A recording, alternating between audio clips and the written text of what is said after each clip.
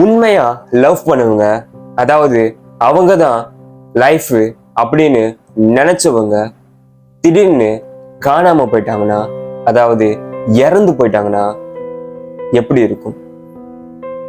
So இன்னைக்குள்ள வீடியோல ஒரு காலேஜ் படிக்கிற ஒரு நபருக்கு நடந்த ஒரு உண்மை சம்பவத்தை பத்தி தான் பார்க்க போறோம்.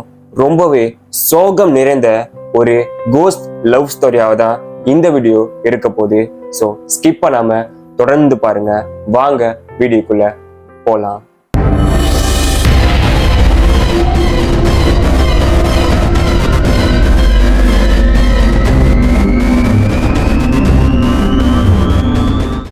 ஹாய் எல்லாத்துக்கும் வணக்கம். எல்லாரும் எப்படி இருக்கீங்க? எல்லாரும் நல்லா இருப்பீங்க நம்புறேன். ஸோ லைட்டா கொஞ்சம் சளியா இருக்கு, கண்டுக்காதீங்க.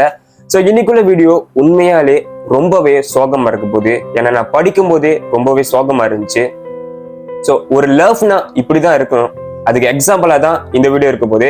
ஸோ ரொம்ப கொலன்னு பேசி இல்லாம வாங்க உடனே வீடியோக்குள்ள போயிருவோம். இது இன்ஜினியரிங் காலேஜ்ல படிக்கிற ஒரு நபருக்கு நடந்த ஒரு உண்மை சம்பவம். இன்ஜினியரிங் காலேஜ்ல ரேகிங் எல்லாம் கடந்து கிளாஸ்ல போய் செட்டில் ஆகுறாரு. அப்போதான் தடவை அந்த பொண்ணை பார்த்திருக்காரு. பார்த்ததுமே காதல் தான். ஸோ ரெண்டு பேரும் அப்படியே பேசி லவ் பண்ண ஆரம்பிச்சிட்டாங்க. ஒரு வருஷம் கழிச்சு அவங்க ரெண்டு பேரும் வீட்லயும் தெரிய வந்திருக்கு.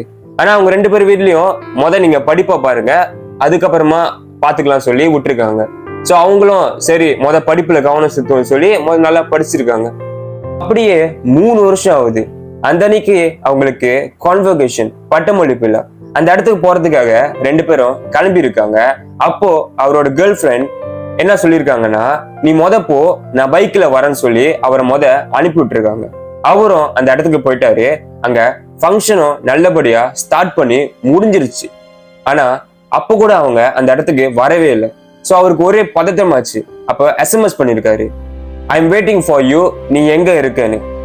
அதுக்கு 1 மணி நேரமா எந்த ஒரு ரீப்ளையுமே வரல. 1 மணி நேரத்துக்கு அப்புறம் தான் ஒரே ஒரு ரீப்ளை வந்திருக்கு, ஐ எம் சாரின்னு. ஸோ அவருக்கு ஒண்ணுமே புரியல. ஸோ உடனே அவங்களுக்கு கால் பண்ணிருக்காரு. அவங்க போனும் சுவிட்ச் ஆஃப்ல இருந்திருக்கு. ஒருவேளை பேட்டரி முடிஞ்சிருக்கும். சரி நம்ம வீட்டுல போய் பார்க்கலாம் சொல்லி வீட்டுக்கு போறாரு. வீட்டு முன்னாடி ஒரே கூட்டம். ஸோ என்னன்னு சொல்லி உள்ள போறாரு. மிகப்பெரிய ஷாக். எந்த பொண்ணு கூட தான் லைஃப இமேஜின் பண்ணாரோ, எந்த பொண்ணு இல்லைன்னா தானும் இல்லைன்னு நினைச்சாரோ, அந்த பொண்ணு அங்க இறந்து போய் இருந்திருக்காங்க. சோ இத பார்த்ததுமே ஒரு நிமிஷம் என்ன பண்றதுன்னு அவருக்கு தெரியல. அவரை பார்த்தகையோட அவங்களோட அப்பா அம்மாவும் இன்னும் அழுக ஆரம்பிக்கிறாங்க. அவருக்கு என்ன பண்றதுன்னே தெரியல. ஒரு நிமிஷம் என்ன செய்யறதுன்னே தெரியல. யாரா இருந்தாலும் கண்டிப்பா அதுதான் தோணும், என்ன பண்றதுன்னே தெரியாது. ஏன்னா அந்த அளவுக்கு அவங்கள லவ் பண்ணியிருக்காரு. அதுக்கப்புறமா அவங்க அம்மா கிட்ட ஒரே ஒரு வார்த்தை தான் கேட்டிருக்காரு, எப்படின்னு. அதுக்கு அவங்களோட அம்மா 8 மணிக்கு பைக் எடுத்துட்டு கிளம்புனாப்பா. 1/2 hourல போலீஸ் கிட்ட இருந்து கால் வந்துச்சு, என்னை விட்டு போயிட்டாப்பான்னு சொல்லி அழுந்திருக்காங்க. அப்போ அவருக்கு SMS அனுப்புனது யாரு, எதுக்கு அந்த சாரி, அப்படி என்னதான் நடந்துச்சு அவங்களுக்கு? இத பத்தி தெரியணும்னா நீங்க தொடர்ந்து பார்த்தாதான் இதுக்கப்புறமா இந்த கேள்விக்கான ஆன்சர் வரப்போகுது. ஸோ நீங்க தொடர்ந்து ஸ்கிப் பண்ணாம பார்த்துக்கிட்டே வாங்க. அவருக்கு நல்லா படிச்சு ஒரு 75 மார்க்கு மேல வாங்கணும்னு ரொம்ப நாள் ஆசை. ஆனா மெட்ஸ், அதுவும் இன்ஜினியரிங் மெட்ஸ் அவருக்கு சுத்தமா வராது. அதனால அவரோட கேர்ள் ஃப்ரெண்ட் தான் அவருக்கு உதவி செஞ்சிருக்காங்க. ஒரு நாள் அவரு 80 மார்க்கும் எடுக்கிறாரு மெட்ஸ்ல.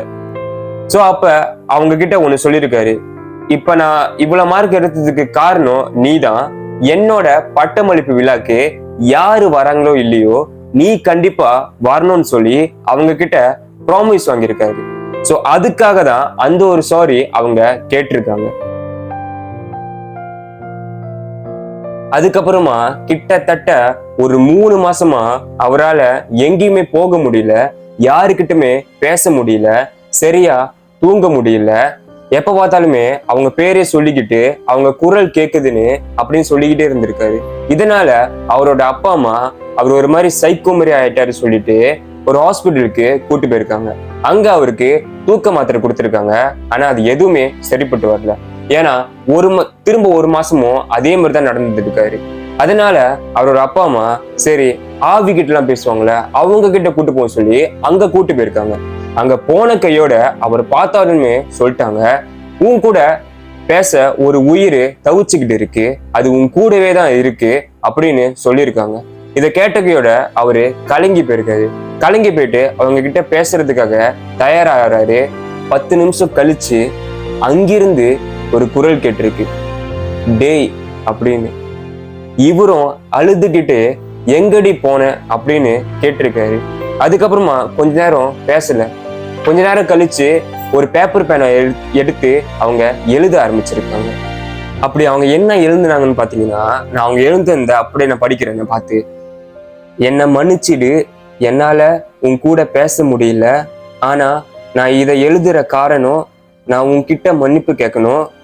நான் உன்கிட்ட செஞ்சு கொடுத்த சத்தியம் மற்றவங்களுக்கு இது சாதாரண சத்தியமா இருக்கலாம், ஆனா என்னை பொறுத்த வரைக்கும் என் வாழ்க்கையில நான் அனுபவிக்கணும்னு நினைச்ச நிமிஷம், ஆனா அதை நான் அனுபவிச்சேன். ஆனா உன்னால என்னை பார்க்க முடியல, ஆனா என்னால உன்னை பார்க்க முடிஞ்சது. நீ என்னை தேடுன, அது எனக்கு தெரியும். எனக்காக சாப்பிடாம தூங்காம இருந்த, எனக்கு அது பிடிக்கல. நீ நல்லா இருக்கணும், எனக்கு அது மட்டும் போதும். நான் போக வேண்டிய நேரம் வந்துடுச்சு, ஆனா உன் பாசம் என்ன போக விட மாட்டுது. என் மன்னிப்பை ஏத்துக்கோ. அடுத்த ஜென்மம் அப்படின்னு ஒண்ணு இருந்தா நான் கண்டிப்பா உன் கூட சேருவேன். ஐ லவ் யூ அப்படின்னு சொல்லியிருக்காங்க. பேப்பர்ல இதை எழுதிட்டு அப்படியே போயிட்டாங்களாம். இவரு உடனே கண்ணை மூடி, நான் உனக்காக காத்திருப்பேன், நீ போயிட்டு வான்னு சொல்லியிருக்காராம். அப்படி சொன்னக்கையோட அவங்க கண்ணுல இருந்து 2 சொட்டு கண்ணீர் வந்துச்சு. அதுக்கப்புறமா கொஞ்ச நாள் கழிச்சு இவரு சகஜ நிலைமைக்கு திரும்பிட்டாராம். இப்போ அவரு எல்லாத்தையும் மறந்து மூவ் ஆன் பண்ணி வாழ்ந்துகிட்டு இருக்காராம். பட் இன்னைக்கு வரைக்குமே அவரு கல்யாணமே பண்ணிக்கலையாம். அவங்க சொன்ன அந்த வார்த்தைக்காக எல்லாத்தையும் மறந்து மூவ் ஆன் பண்ணி இப்போ அவரு வாழ்க்கைய நல்லபடியா வாழ்ந்துகிட்டு இருக்காரு. ஸோ இதுதான் அவருக்கு நடந்த ஒரு சம்பவம். ஸோ உண்மையாலே இது ரொம்பவே ஒரு சோகமா இருக்கு.